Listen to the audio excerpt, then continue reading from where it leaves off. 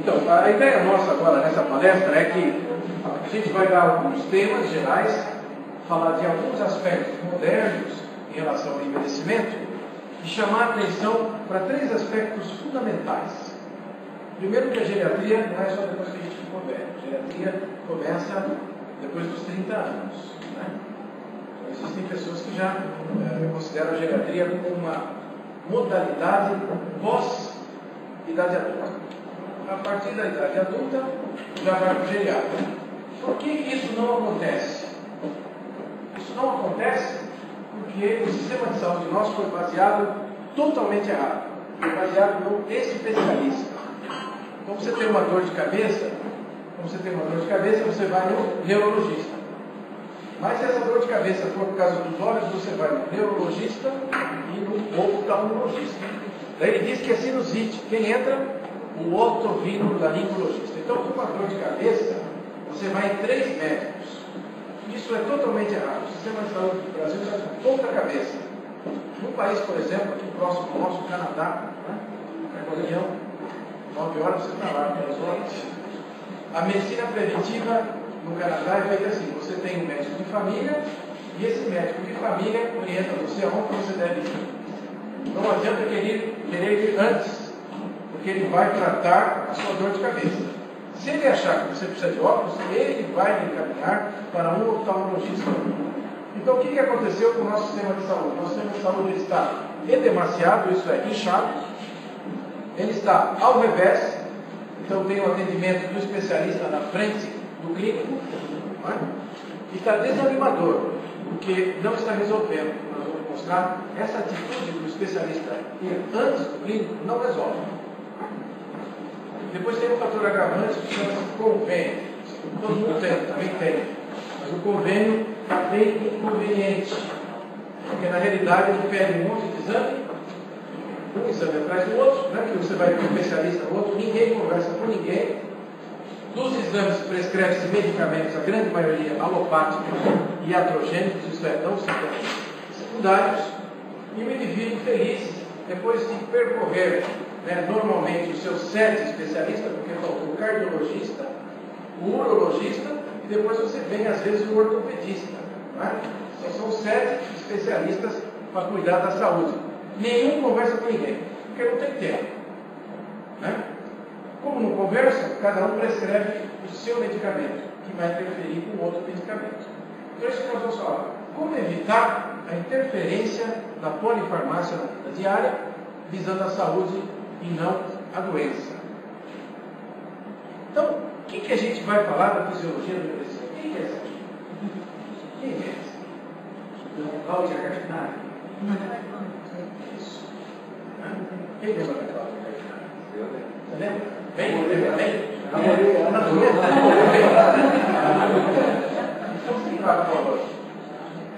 Cláudia Cartinari, né? O que aconteceu com essa moça? O que o Carlos Drummond de Andrade fala a respeito da velhice? Eu peguei um pequeno trecho do Carlos Drummond de Andrade para ver. Os velhos, todos nascem velhos, desconfio, em casas mais velhas, que a velhice em ruas que existiam sempre assim como estão hoje, e não deixarão nunca de estar, soturnas e paradas, indeléveis, mesmo no desmoronar do juízo final. Mas ele tem uma visão assim muito triste do envelhecimento, né? Para ser um poeta, para ser uma pessoa que tem essa vida rica, né, de sabedoria. Né? O que é que então está acontecendo aqui com ele? Né? O que nós podemos estar sinalizando uma depressão de idoso. Mesmo sendo poeta, você pode dar diagnóstico. Então, essa é a diferença que existe entre o clínico que trata o idoso, ou aquele que trata o envelhecimento, e o próprio geriatra. O geriatra tem uma visão das múltiplas especialidades, mas o que é mais importante para o geriatra é trabalhar a pessoa como um todo. Tá? Então, o geriatra hoje vai ser, então, aquele médico de família, como existe em alguns lugares do mundo, né? França, Inglaterra, Canadá, né? A Irlanda, né? Às vezes em Portugal, também tem um médico de família, que vai abordar o envelhecimento de forma natural, que nós chamamos de senescência. E vai também tratar o envelhecimento patológico, que nós chamamos de senilidade. Então ele vai estar apto a reconhecer os fatores do envelhecimento. Então, nós temos alguns desafios, né, que nós temos que enfrentar no envelhecimento. Primeira coisa, o envelhecimento ele é irrevogável. É uma certeza da vida. Tá? Ninguém nasce e fica jovem. Só naquele filme em que o indivíduo nasceu velho e ficou jovem, né? Ao contrário. Né? Como é que chama? Benjamin Button. Né? Esse é um tipo exemplo. Mas o que acontece com o envelhecimento? Nós temos que escolher como é que nós vamos envelhecer. Né? E, obviamente, tem três coisas que se falam muito, que é ginástica e nutrição. Como já se falou muito disso, eu não vou falar disso. Eu deixo a ginástica para os profissionais de ginástica, muito bom, e deixo a nutrição para os profissionais de nutrição. Nós vamos falar de outras coisas que também ajudam, que não competem nem na ginástica, nem na nutrição. Porque eu conheço a grande maioria, nas minhas estatísticas, dos idosos e pessoas que eu conversei, muita gente não faz ginástica e muita gente não faz nutrição. Adora ir palestra de nutrição, mas na hora de fazer, ninguém faz. Essa é a realidade. Não é? Cala-te boca. Então, quais são os desafios que nós vamos ter? Primeiro, saber que nós somos a mesma pessoa. O que mudou foi o nosso aspecto de ressonância com o corpo. Vamos entrar por dentro. O que é que mudou para a gente na ressonância com o corpo? Nós somos aquele mesmo nenezinho, não é? Só que esse nenezinho que se aparenta diferente. À noite, fique à vontade, a gente está batendo um papinho inicial. Então, se a gente considerar que nós somos o mesmo, não é? Nós temos que ser o mesmo melhor. Apesar de mais velho, mas melhor. E se a gente não for o mesmo, e nós formos nós mesmos, esse nós mesmos tem que melhorar de alguma forma, ser melhor.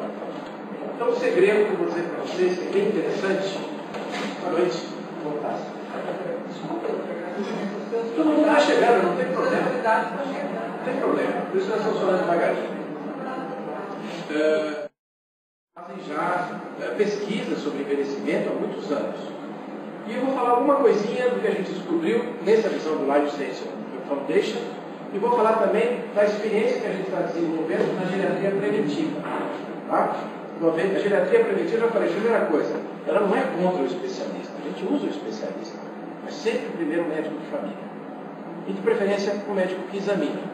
O médico que examina pede poucos exames. Eu lembro do meu professor, o professor Silvio Carvalhal, uma pessoa que admiro muito, o professor Tobar, em que ele, abaixando o olho, olhando a língua, ele já dava quanto de hemoglobina que tinha, se ele pegar no pulso, ele já dava a frequência cardíaca, se tinha isso, tinha aquilo, escutando o pulmão, ele já dava o diagnóstico, e imediatamente isso era levado à terapêutica.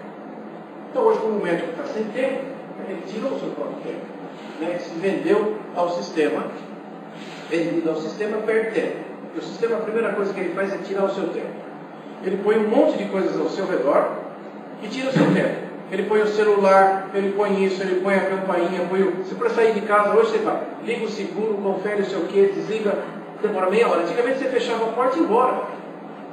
O sistema tira seu tempo. Então esse sistema é um sistema anticronológico, um sistema que deixa a pessoa doente. Então a primeira coisa é tentar se livrar dele o máximo possível. E como é que a gente se livra de um sistema que rouba o seu tempo, que rouba a sua memória? Como é que a gente se livra disso? Professor Roberto, como se livra desse sistema? Passeando com o cachorro, por exemplo? Passeando com o cachorro é uma boa atitude. Como que a gente se livra disso? O cachorro é melhor. Então eu proponho um dia sem celular, um dia sem computador, um dia sem televisão. Eu gosto de ver, eu gosto de assistir filme, gosto bastante. Né? Um dia sem telefone. Né? Um dia só. Escolhe um dia. Ah, mas não dá, escolhe um dia do mês. Depois um dia cada 15 dias. Depois um dia da semana. É o dia em que você está livre do sistema. Só que você vai ser esperto e vai passar a 2 dias. Depois vai passar a 3 dias, vai fazer que um amigo meu, ele tinha 3 celulares, ele deu de presente. E a pessoa falou, não, mas não tem dinheiro para pagar a conta. Eu falei, então joga fora. que deu de presente, a pessoa tem que pagar, né? Um dia sem tecnologia. É possível. Então, olha aqui. Quem é esse rapaz? Mike. Olha o jeito. Mick Jagger. Mike Jagger. Tem um camarada que vai ter show com Rolling Stones, eu fui. O camarada tem quantos anos? Ele tem mais de 50 anos, 60 anos já.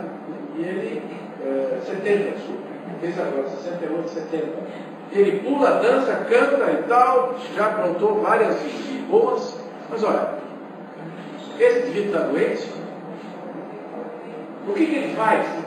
Ele usa a arte como instrumento de revitalização. É a arte fundamental. Isso é sério. Isso é sério, gente. Aí, Mickey. Então, o que vai acontecer com a gente? Senescência é o envelhecer saudável. Senescência é as funções fisiológicas, elas começam progressivo. Esse declínio após os 25 anos de idade. Então aí já está imaginado, não é? Esse ritmo de declínio funcional, quer dizer, não é doença, e não uniforme, varia de pessoa para pessoa, de lugar para lugar, entre as pessoas tem uma variabilidade interindividual. Então essa variabilidade depende. Sua herança genética, a epigenética, tudo que veio, depende de onde você está. Né? Claro que uma pessoa que está sob estresse constante, num local onde tem guerra, vai envelhecer muito mais do que não. Uma pessoa que está no campo, né? Obviamente o local fenotípico influi. Influi também quanto você quer para você. Porque tudo é questão de escolha. O que você escolheu há 10, 15 anos atrás, hoje você está vivenciando. Então, o mesmo indivíduo, o declínio da função dos seus órgãos também ocorre em ritmo diferente. Então, é isso que a gente tem que observar em cada paciente. Plasticidade individual. Já se falou muito da neuroplasticidade, que tem um derrame, né? Tem aquele derrame, e depois ele recupera as suas funções, porque existe uma neuroplasticidade. E nós estamos falando da plasticidade individual. Cada um tem a sua receita. Não existe uma receita de bolo igual para todos. Então, cada um você vai ter que descobrir o que fazer de forma individual. Usar mecanismos. Doutor Francisco, boa noite. Meu nome é Marcos Freire. O senhor falou uma coisa aí que eu fiquei matutando. O senhor se referiu a uma tecnologia que aos poucos nós íamos, vamos dizer, abandonando e começarmos a ser, entre aspas, mais gente. Sim.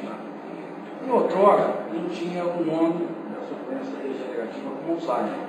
Sim. E eu lembro que nós chamávamos uma pessoa que já estava nesse processo de perda, de gagar. Sim.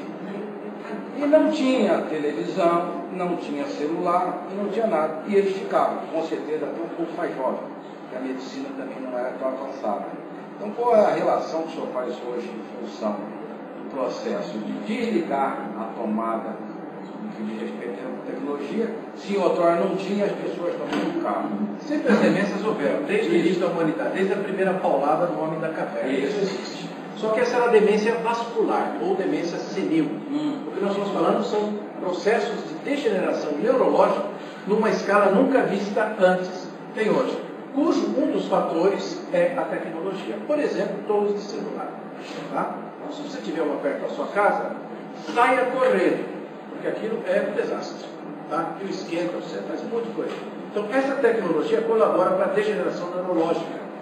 Sempre houve demência, sempre houve arteriosclerose, que eles falam. Na realidade, essas são as demências vasculares. Uma vez no início, a demência vascular ela é reversível. Vamos se tratar, como a gente vai ensinar aqui algumas coisas, é reversível. Vamos sentando, gente. Tem um cara aí apertando. E assim, aqui por pequeno.